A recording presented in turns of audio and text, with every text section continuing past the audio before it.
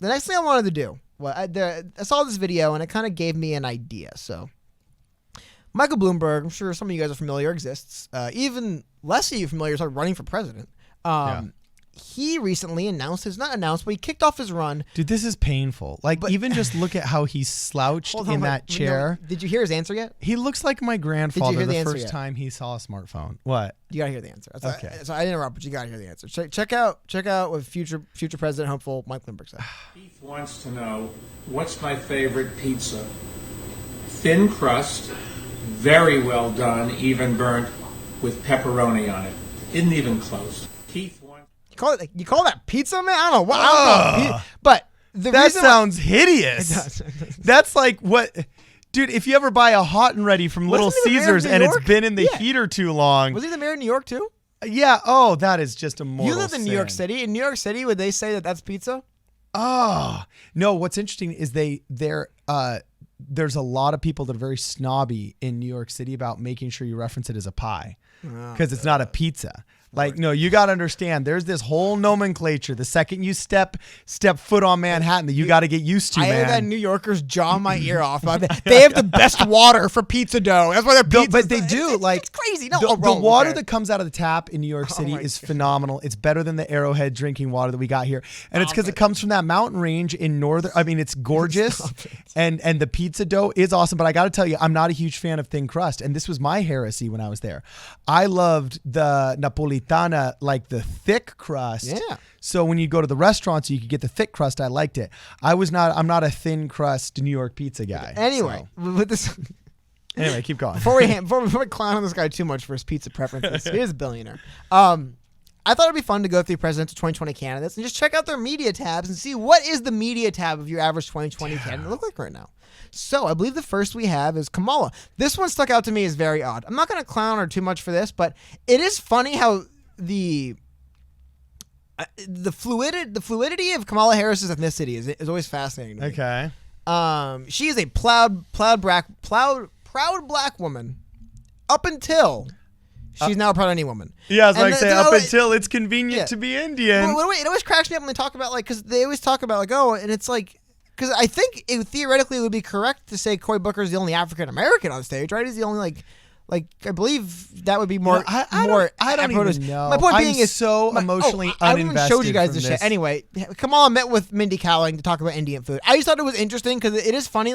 You won't always hear. And again, no, I'm not going to clown on her for this. It just is funny because when I saw this video, I was like, oh yeah, I know she is actually she's Indian and I believe Caribbean, right? But it is funny how she always tries to play up her ethnicity for whatever's the best at the moment. Yeah, it's like a miniature Elizabeth Warren. Yeah, exactly. It really bothers me, and this is why I'm so emotionally uninvested in racial identity politics, because, I mean, if I were invited on a TV show by this big Polish superstar, I wouldn't say oh yeah, I'm a proud Polish.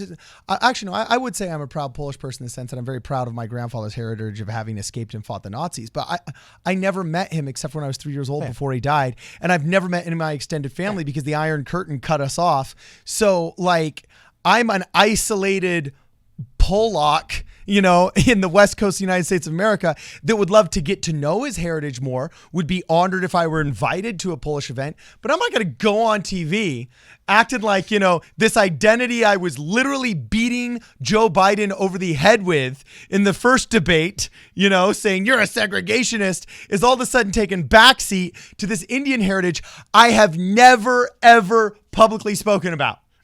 You know what I'm saying? It's this grifting that's so Elizabeth Warren-esque. It's like, what? I don't want to clown on her too much, but like I said, it is kind of funny. How many of you watching right now actually knew that she is Indian, right? Because it is not how she portrays herself until it just stood out to me as funny because I was just going through a media tab. I'm like, oh yeah, I forgot. Kamala Harris actually is Indian and Jamaican. I don't know why she doesn't talk about that very much. She doesn't. Yeah. She does a little bit, but she talks more about just being generally woman of color. It's just funny to see her get more specific here. No flame. Just thought it was interesting. Now, I'll get some flame. Don't you worry. No. We'll say that for last. This again just stuck out to me as very interesting. We're going to go to Bernie Sanders now. I didn't know this. Apparently, Justin Long is a Bernie Sanders surrogate. Dude, no way. Yeah, that's just long. He's here with another surrogate. By the way, probably a good time to bring up that again, when people were saying, what does it mean when MSNBC wasn't allowing Andrew Yang's surrogates on air when he complained about that? What it means is Andrew Yang's a busy guy. He's running for president. So campaigns like Bernie Sanders will have somebody like this Iron Stash, this Mr. Why is it Randy Bryce, who will show up on your behalf, echo your campaign's message. You trust him. You know he'll say what you want to say. And it's like you're there, but you're not. So you can campaign elsewhere. They were not, according to Yang, we're not allowing him to do that. And just showing you how important surrogates are. We have 2 Bernie surrogates in an ad right now, basically explaining why it's important to be surrogates. Like, it's a real thing. So I thought it was kind of funny to bring that up. Again, Bernie's got the celeb endorsements, man. Celebrities. John Cusack recently came out, and John Cusack came out against NBC because they're unfair to Bernie. So yeah, which they are, but still, it was just funny. He came out against MSNBC, but instead of coming out against MSNBC on behalf of Yang, it was Bernie. Yang was Bernie. Yeah. So Bernie does have the celebrities. Now we'll get to some good ones. I swear that one wasn't that funny, but I'm being legit with you guys here. I'm not going through 5 weeks to cherry pick the best thing. It's literally just what top of their media profiles right now are. This is what really inspired the segment. Truly, I said it was Bloomberg. Yeah. My man John Delaney, candidate for president 2020. Released a video. By the way, I gotta say, great minds think a lot. It's my favorite way. I don't do 30-inch This platforms. is so dad joke. This is my boomer, favorite way to. It's endearing. It's my favorite way to warm up my workout as well. Is since lots of people jumping into the race, so I decided to do a few sets of 10 box jumps, and the 30-inch platform was a warm up to my workout.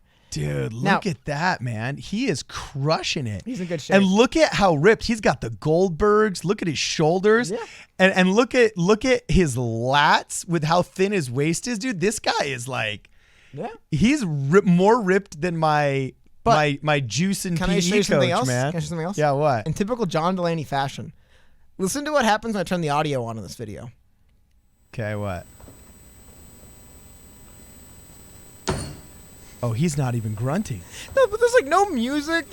And he left the audio. It's literally just the dull thud of his feet on the thing. You know what? If I have more time today, I'm gonna re-edit this video and post a better version. Like, play some music in the background. Just literally music in the background, or edit it a little bit. But anyway, I wanted to give my man John Delaney, who, by the way, for those of you asking, he is indeed still running for president. We saw him speak at First in the West. He is indeed still running for president, John Delaney. Wow, dude, John. Now, Delaney. this is what I was going to get to earlier. I'll see if I bring one of the polls up. I thought this was funny. Just going through going with the media tabs. What are some of the recent stuff being posted?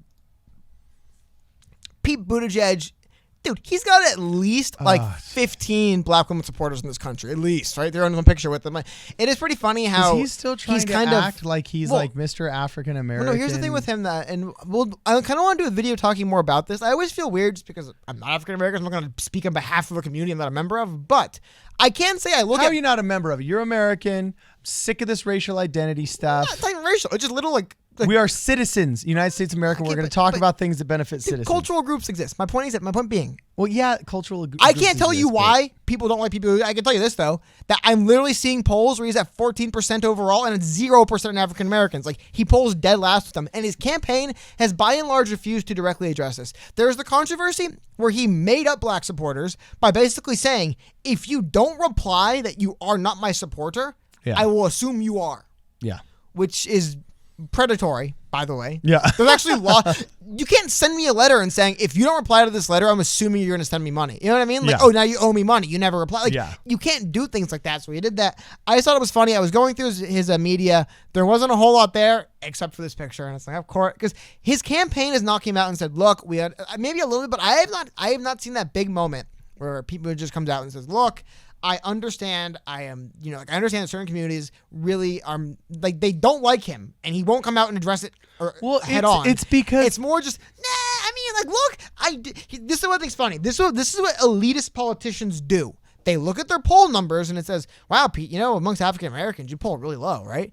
And then he goes, "Well, that can't be true. Let's send out my thing, and I'll send out a letter showing everyone that I'm African American." It's like, dude, the people exist in real life and they don't like you. Like that's you can't show someone a document proving that their opinions of you are invalid. They're like, dude, what do you mean? The other thing is, it's no, and I think it's funny that, like I said, I thought it was hilarious that this was basically what he's posting in his media because he's trying to he always wants to measly kind of sides see, look, I got African Americans, and you don't. You don't. Can you address it, please? Yeah, it bothers me because I think, do you really think Pete Buttigieg that I'm this stupid. Exactly. Okay, so here's my first problem. Here's my very first problem with his whole Frederick Douglass plan. First off, I think it was boneheadedly brilliant that he named it after a Republican. Frederick Douglass was a diehard Republican. But second, all right, is you were the mayor of South Bend. And I believe that you want to help the African American. Read the screen real quick, speaking of. No, I saw that. Cool. I believe that you want to help the African American community. I believe that if you were elected president, that, you know, it would be a top priority for you. Okay. But at the end of the day, the only way I can gauge your leadership skill in terms of dealing with the African American community is how you've done it before in South Bend. And that was a failure. And second, you are just a mayor of South Bend. So don't act like you've really actually put a lot of thought into what a national African-American program would look like. And like you've got this national coalition. Bro, you were a national figure until 5 months ago. And don't tell me in 5 months, all of a sudden you've developed a deep, long-standing relationship with every single African-American leader out there. It's a joke. And everybody knows this show is very affectionate towards the African-American community. And we have made all kinds of suggestions about how Andrew Yang could help out with the African-American community. It was on October 16th. We did one of my favorite videos where that guy from Missouri called in, right? But the third thing I got a problem with Buttigieg on this is like, do you think we're that stupid? Do you think that we think within 5 months you've developed a national coalition? And then do you think that once you got busted for this assumptive sale you did on all of these civil rights leaders who apparently also were like endorsing Joe Biden over you, do you think we're going to be so silly as to think that was just a mistake because you took a picture in a fundraiser with a bunch of African-American women? Like, I don't know. It's that kind of Karen, my best friend is black, well, kind of thing, you know? I'll just recount for people who didn't actually see the story all the way. This is cracking me up. Business Insider, Pete Buttigieg falsely Buttigieg's campaign accused of improperly using names of black leaders in support letter amid struggles to attract African-American voters. The facts in this, the allegations of this are absolutely hilarious. Mayor Pete's presidential campaign falsely said that 3 prominent black figures in South Carolina supported this Douglass plan for Black America, according to a report from The Intercept.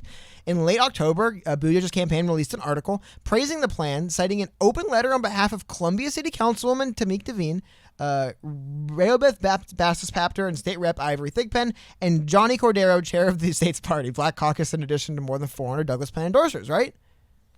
But the Intercept found none of the 3 people actually supported Buttigieg as the candidate, and 2 of the 3 never endorsed his plan, and 42 of the people on the list were actually white. Black, yeah. So this for those of you guys saying like, what's so weird about this photo? What's so weird is Mayor Pete won't kind of really address that controversy too head on and direct, but he'll kind of try to skirt around it and see, I went to Atlanta, people like me. It's like, dude, look at the polls. They don't. Anyway, tell Mayor Pete.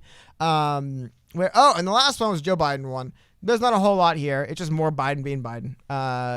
Again, being honest with you guys, if they don't have a whole lot of juicy stuff in their media, is what it is. We have Joe Biden officially on the ballot. It's all in there, man. We appreciate it. And there we go. What do you think about Joe Biden? I just think, looking at this,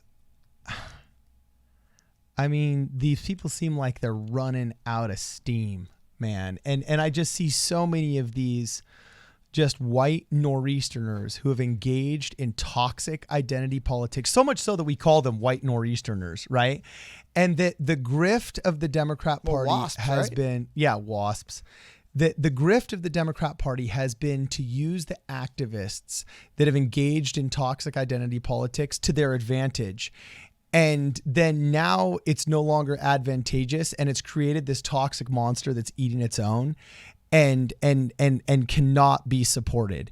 And so I look at Biden as kind of just like the epitome of that establishment, you know, and I think a lot of people do. And now, you know, I refuse to believe his campaign's real still. I still believe he's just going to be like, never mind, I'm done. Yeah, it's just like unbelievable. It's like when we look at the media, Joe Rogan said it best. He said, I think that a lot of this clickbait, he says, it just sounds like the dying cries of a dying dinosaur platform. You know what I'm saying? And then when you look at all these DNC candidates, they're all in their 70s. They're all people that are not even boomers. They're just like so deep into the pre-internet generation. They were straight up congressmen 20 years before it happened. You know, you just literally, kind of like Joe Rogan said, the mainstream media is dying. It almost just seems like the leadership of the Democrat Party is just literally dying of natural consequences. And nobody wants to, nobody can come up that's not like a psychotic leftist activist. I think what we're largely seeing on both parties in this country is we've kind of seen rebellion against the older generation. We found the question basically to how long can you have just cronyism and what's it called when you give your kids a job? Nepotism. How long can cronyism, nepotism, and unqualified people be put in positions until the whole thing falls apart? That's a good way of putting it. I think we're finding out about now. Yeah. With every party, both parties, entire establishment crumbling. Remember, if it wasn't for Trump being president for 4 years, the Republican establishment would have been the one that crumbled, and the Democrats would have galvanized around them. Like, I don't know, man. Dude, there's characters like Mitch McConnell and Leslie, whatever the name are. They're bad, but they still do better in terms of. They were probably people who were on the way out. If they were the minority party, they would probably be on their way out. I see what you're saying. They were not necessarily popular figures that, you know what I mean? Now they got a boot from it. So I think that's all I want to wrap up. I just think, like you said, we're seeing the death throes of the establishment. I think we're kind of finding out how long you can have people that are self-serving crony morons who are just there because they're somebody like I said, the amount of people that I guess that's why Warren getting ahead of myself, but I think that's the reason why Elizabeth Warren, when we saw her, she spoke about how she came from humble beginnings. To us, that means nothing. Most people come from humble beginnings. Yeah. But when you're in Congress, you probably look around and realize that's unique. The only problem for Elizabeth Warren is we don't care. We don't trust any of you people for the most part. But to her, she might actually notice that this is crazy. Why are you a senator? Oh, my grandfather was a governor. It's like, what? That's not an answer. You know what I mean? But like, I think maybe that's the angle she comes from. It's like, give her some credit for it. But again, I don't care because guess what? I can't relate to you becoming a successful lawyer and teacher and then senator. I'm happy for you. I think it's cool you did it. But it's like, getting back to relatability just to one touch, I think that's where it comes in, just to wrap it all up. That's all I got to say. Carden, it's the first time doing this. What'd you think? I think it was great. And I was just going to say one last thing before I end. That Please. Actually, I really think you just explained or helped me realize why that graph of political values is diverging so much and why we're so politically divided. Because as the moderates that used to bring us together and the leadership of the parties got more cronyistic, they also got less competent.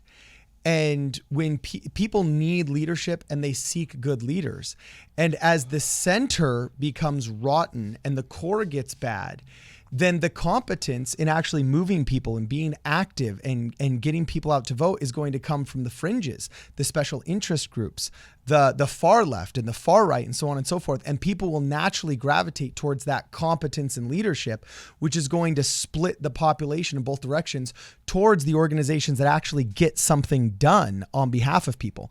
Now, yeah, maybe their ideologies are poor and they're toxic, but that's what happens when there are no moderates, there are no problem solvers. Do you like that plug? You know what I'm saying? So anyway, let us know what you guys think. There was a lot that we talked about today. Make sure you subscribe to us on Twitter. We do a lot of our announcements on Twitter first at PSP Radio 1. Also, if you want to contribute to the channel, make sure you check out the PayPal link in the description, or you can pick up a hat at problemsolverpolitics.com. And no matter what, make sure that you hang out with us when we stream on Tuesdays, Thursdays, and sometimes Saturdays.